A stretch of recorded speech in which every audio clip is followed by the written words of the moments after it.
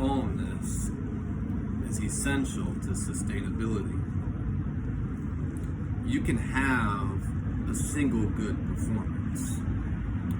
You can last for a season. You can get by on and con, or at least maneuver enough to get by for a period of time. But calmness is required for sustainability. Being able to know different speeds, being able to live your leadership in a stick shift where you can conduct yourself in different avenues of speeds, know when to accelerate, know when to slow down.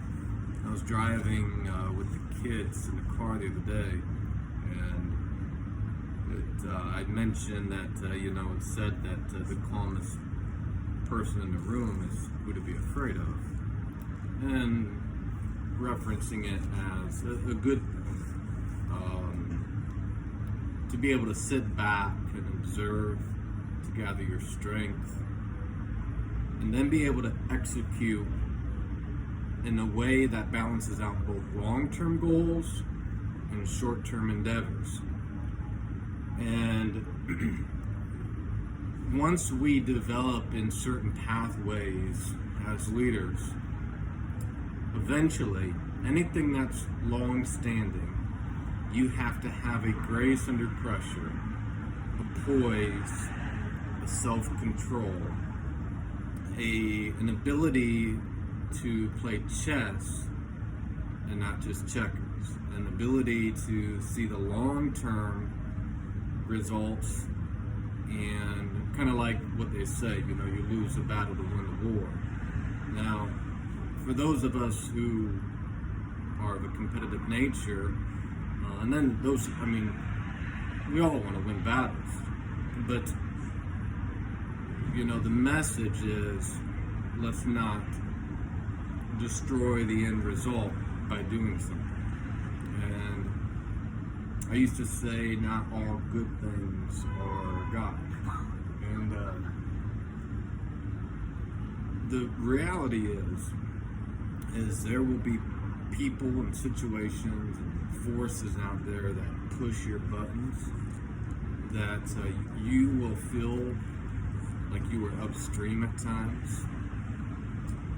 But for all those things that are established in your life now that you can look at as foundations of society, what were they when they just began?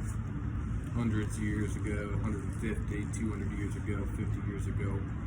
So I seem to be on this theme a lot, to let time be your friend, and I certainly want to state that again here. So here it is, calmness. I love passion. I love a basketball player who just gets after it. Someone who wakes up in the morning and, like they say, they eat their frogs in the morning and they go to town. But I just want to encourage us as we develop in our leadership to have a poise, a peacefulness about us. And it doesn't mean that things are not affecting us, but to be able to absorb it. And here's the key, to have the balance, to be a quarterback who could have an audible think on his feet. Sometimes things require action immediately, and that's where preparation comes in, a lifestyle, good habits over a period of time, instincts, reactions, because you got to be able to think on your feet, think on your toes, make snap decisions, and execute. However, the backing and the foundation and the behind the scenes, the larger percentage of that piece of pie is done in calmness, sometimes solitude, sometimes early in the morning, late at night. That's where you develop your strategy. So I just want to encourage you that you can go off the handle and try to win some particular argument. You can bend the rules and win some sales game, but the sustainability comes in calmness. which is forged by the power of wisdom, which comes over time, which comes with endurance, successes and failures. So I just want to encourage us to have a poise, to have a self-preservation, and let that grace under pressure allow us to pick our spots of when to execute. There's a billion things out there that I could do, but what is the most meaningful? And that's where I'm going to tie this all together.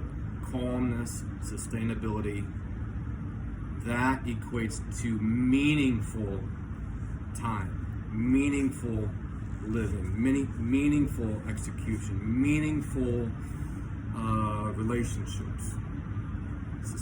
Calmness, sustainability, meaningfulness. So, as always, I do believe in you, and keep on keeping on. Take it slow. You're in competition with nobody. Remember that. You have no competition.